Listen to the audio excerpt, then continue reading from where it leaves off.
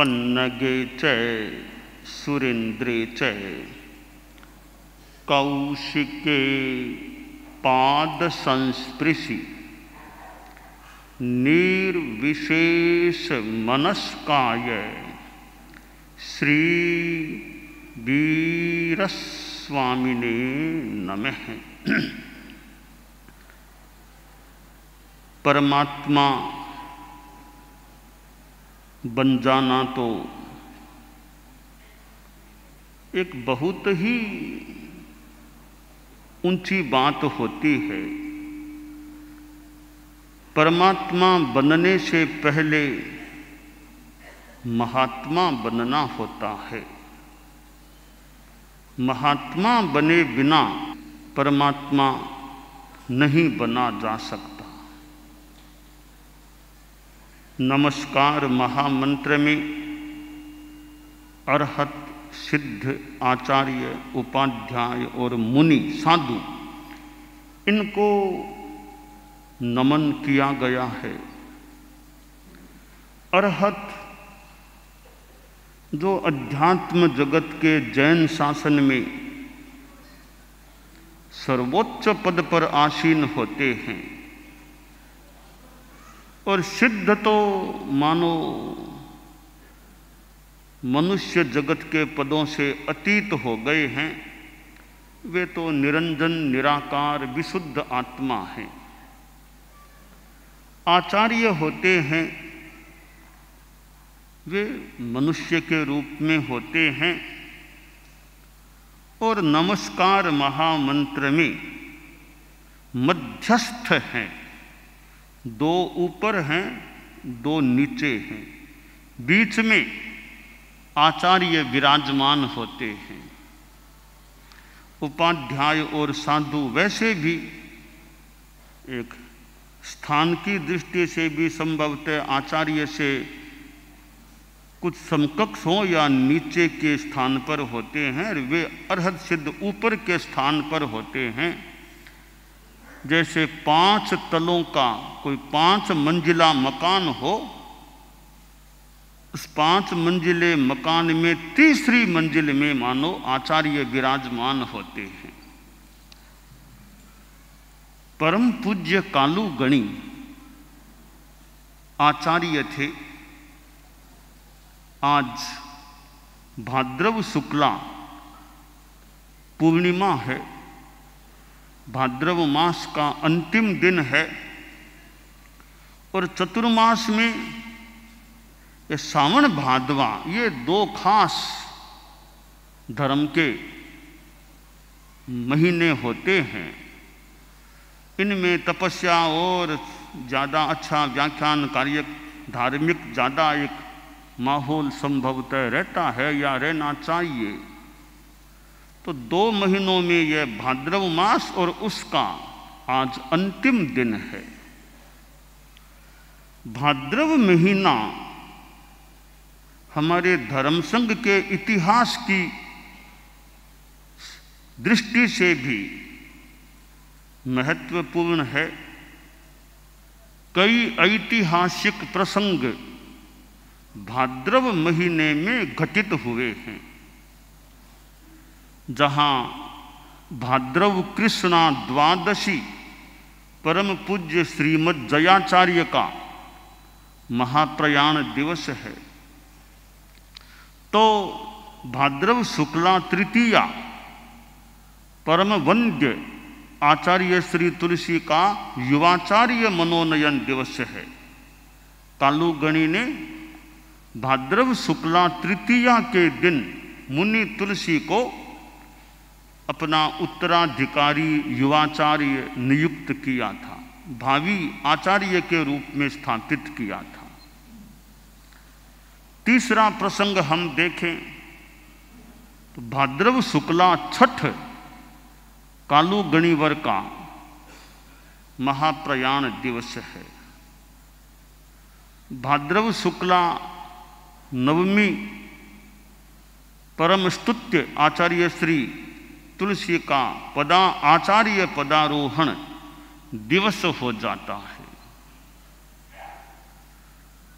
आगे हम 5वां प्रसंग देखें तो भाद्रव शुक्ला द्वादशी डालगणी प्रवर का महाप्रयाण दिवस है और भाद्रव शुक्ला द्वादशी के दिन आचार्य श्री महाप्रज्ञ जी ने मुझे महाश्रमण को अपना युवाचार्य मनोनीत किया था।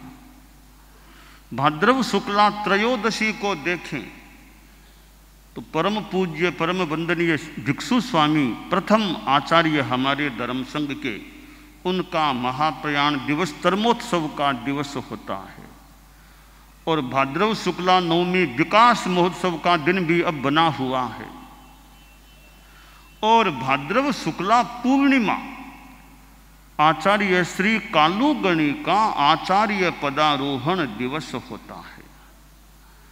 तो भाद्रव के कार्यक्रमों में प्रसंगों में मानो आज का अंतिम प्रसंग है भाद्रवी पूर्णिमा का कि कालूगणी ने आज के दिन पट्टोत्सव के साथ या विधिवत जैन श्वेतांबर तेरा पंथ धर्म संघ की बागडोर संभाली थी। आचार्य पद पर औपचारिक रूप में आरूढ़ हुए थे। कालूगणी अष्टम आचार्य थे हमारे धर्म संघ के और उनका जीवन काल लगभग 59.5 वर्षों का रहा और वे श्रीमद् जयाचार्य के शासन काल में जन्मे हुए थे। जयाचार्य मगवागणी, माणकगणी, डालगणी और फिर स्वयं यो उनके जीवन काल में तेरा पंथ के 5 आचार्यों का आचार्य काल रहा। विक्रम संवत 1933 फाल्गुन शुक्ला द्वितीया को छापर में उनका प्रादुर्भाव हुआ था, जन्म हुआ था और जब उनकी जन्म शताब्दी आई थी, 100 वर्ष पूरे हुए थे, तब परम पूज्य आचार्य श्री तुलसी ने उनके सान्निध्य में छापर में कालू जन्म शताब्दी का समारोह आयोजन भी हुआ था और उस समय तो कालूगणी के द्वारा दीक्षित कितने संत साध्वियां धर्म संघ में विद्यमान थे और उस समय छापर में भी काफी संख्या में साधु साध्वियां इकट्ठे थे जब कालूगणी की जन्म शताब्दी का दिन फाल्गुन शुक्ला द्वितीया का समारोह हुआ था।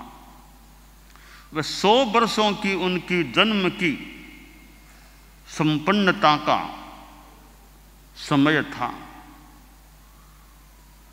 और आज उनका आचार्य पदारोहण दिवस है। वे जन्मे तो उनका जन्म भी थोड़ा सा विशिष्टता लिए हुए था। माता जी छोगा जी सो रही थी और उनको लगा कि कोई छोटा बच्चा आया है। बात का संक्षेप में भाव यह हो सकता है, बच्चा बोलता है कि माँ मैं तुम्हारे पास आना चाहता हूँ। छोगा जी के कोई संतान नहीं थी तो मैं तुम्हारे पास आना चाहता हूँ, तुम्हारी गोद में पलना चाहता हूँ। छोटा बच्चा यूँ कि बोल रहा है। छोगा जी को तो बेटा मानो चाहिए, संतान चाहिए। कहा बेटा आजा आजा मैं तुम्हें पाल लूँगी। तो माँ पाल लोगी पर एक बात है, मैं आऊँगा मेरे साथ खतरा भी आएगा, क्या तुम खतरे का मुकाबला कर लोगी? क्या तू आजा, तुम्हारे लिए जो भी खतरा आएगा मैं मुकाबला कर लूंगी। वो बच्चा तो अदृश्य हो गया। पास में मूलचंद जी जो कालूगणी के पिताजी वो भी सो रहे थे। उन्होंने कहा किससे बात कर रही हो, अभी तुम रात में किसके साथ बात कर रही हो? कहा कोई छोटा सा बच्चा आया था और उसने कहा कि मैं आना चाहता हूँ, तो उस बच्चे से बात की थी। यानी ठीक है, कोई शुभ संकेत है। अब कुछ समय बाद में बच्चे का जन्म होता है, कालूगणी का जन्म होता है। शिशु मां के पास था। जैसा बच्चे ने वो कहा था कि खतरा साथ में आएगा, तो शिशु मां के पास सो रहा था। एक कोई विकराल आकृति, कोई दैत्य सा, राक्षस सा छोगा जी को दिखाई दिया। अब वो दैत्य या विकराल रूप में जो था, मानो उसने बच्चे को लेने के लिए हाथ आगे संभवतः बढ़ाया। तब छोगा जी सावधान उसको पछाड़ा, उस विकराल आकृति वाले को पछाड़ा, थोड़ा दुत्कारते हुए से यूं पछाड़ा। फिर वो दृश्य अदृश्य हो गया। बाद में दोबारा वो दृश्य दिखाई नहीं दिया। तो जो बच्चे ने कहा था कि खतरा आएगा, वो खतरा आया। माँ जी ने मुकाबला भी किया और उसको दूर कर दिया। तो इससे अनुमान होता है कि कालूगणी कोई दिव्य आत्मा थी, कोई देवलोक से संभावना अनुमान लगा सकते हैं। वे देवगति से च्युत होकर के मनुष्य गति में आए हैं और हो सकता है उनको लगा भी कि मेरा कोई विरोधी भी है, तो वो कुछ कठिनाई पैदा करने वाला है, तो पहले ही मां को कह दिया कि मैं आऊँगा तो खतरा साथ में आएगा। तो ये कई बार आत्माओं के कोई शत्रु भी कोई हो सकते हैं।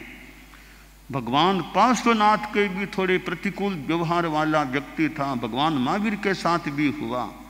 तो कालूगणी को भी ऐसा लगता है कोई विरोधी आत्मा, कोई विरोधी देव शक्ति थी और उनको लगा कि मैं जन्मूंगा तो वो विरोधी शक्ति मुझे कष्ट देने वाली हो सकती है, तो माँ को संकेत दे दिया कि मेरे साथ खतरा भी आएगा। तो कालूगणी का फाल्गुन शुक्ला द्वितीया को जन्म हुआ। कोई योग है, कालूगणी का जन्म भी शुक्ला द्वितीया को है। गुरुदेव तुलसी का जन्म भी शुक्ला द्वितीया को है। फाल्गुन शुक्ला द्वितीया और कार्तिक शुक्ला द्वितीया दोनों गुरु सुशिष्य का जन्म शुक्ला द्वितीया को हुआ। कालूगणी माता छोगा जी के पास रहने वाली, और आखिर कुछ अवस्था आती है, बचपन में ही दीक्षा के भाव भी पैदा हो गए और दीक्षित भी हो गए। किसी बालक को यों दीक्षा का मौका मिले, मघवागणी जैसे पंचम आचार्य श्री के द्वारा बालक कालू की दीक्षा संपन्न होती है और उनकी मासी की बेटी बहन माँ ये भी दीक्षित हो गई। और दीक्षा के बाद भी एक अच्छे, मतलब मघवागणी की दृष्टि में एक अच्छे साधु के रूप में थे। मघवागणी की बहुत कृपा दृष्टि मुनि कालू छापर पर रही, ऐसा अनुमानित होता है। और मघवागणी के यों तो शिष्य तो और भी रहे होंगे, पर मुनि कालू छापर पर उनकी एक मेहर नजर थी। अच्छे विवेकवान एक व्यक्ति थे कालू, मुनि कालू। मघवागणी का विश्वास, कृपा, जो भी शब्द उचित हो, वो प्राप्त किया कालूगणी का मुनि कालू छापर ने। और मघवागणी से प्रेरणा, गुरु से कई बार किसी गुरु से अच्छी प्रेरणा मिल जाती है, कृपा भी मिलती है, साथ में प्रेरणा भी मिलती है। गुरु के साये में शिष्य को आगे बढ़ने का मौका भी मिल जाता है। आखिर मघवागणी का तो विक्रम संवत 1949 में महाप्रयाण हो गया। लगभग 5 साल अंदाज मगवागणी के सानिध्य में रहने का मुनि कालू को मौका मिला। फिर मानक गणी का आचार्य काल आ गया। उनका आचार्य काल भी थोड़ा ही रहा, 5 वर्ष भी पूरे नहीं हुए। मानक गणी का भी महाप्रयाण हो गया और अब नए आचार्य की अपेक्षा थी। तो नया आचार्य कौन हो?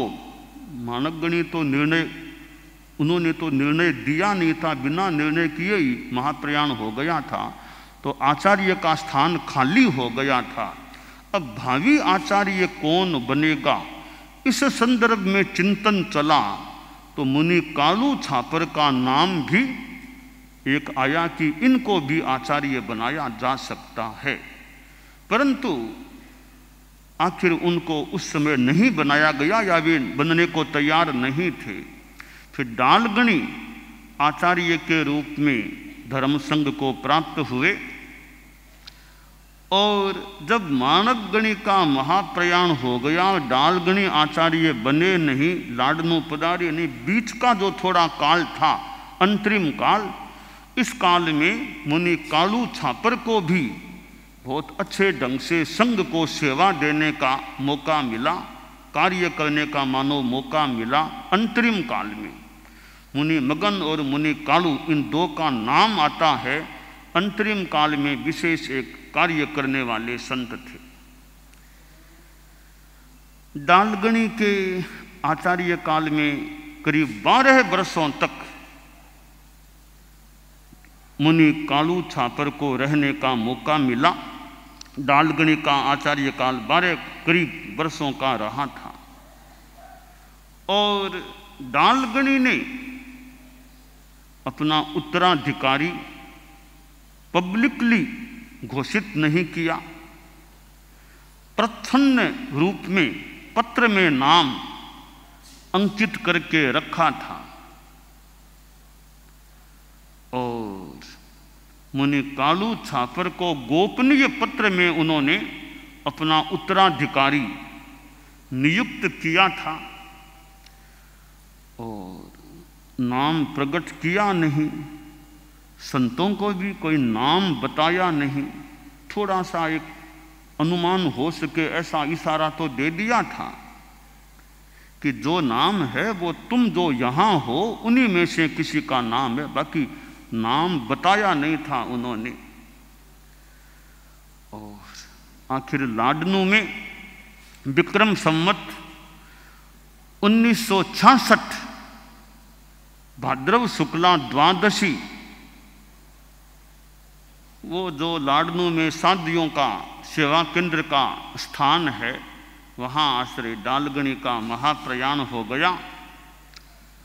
और आज पहले युवाचार्य सामने तो बनाया नहीं था, पर प्रच्छन्न पत्र था, पत्र को देख लिया गया, पढ़ लिया गया, मुनि कालू का नाम था।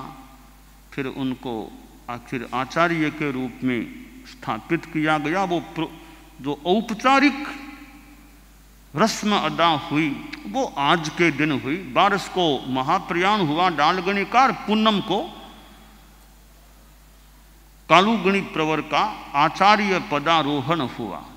तो लाडनू में आज के दिन आचार्य श्री कालूगणी हमारे धर्म संघ के विधिवत औपचारिकता के साथ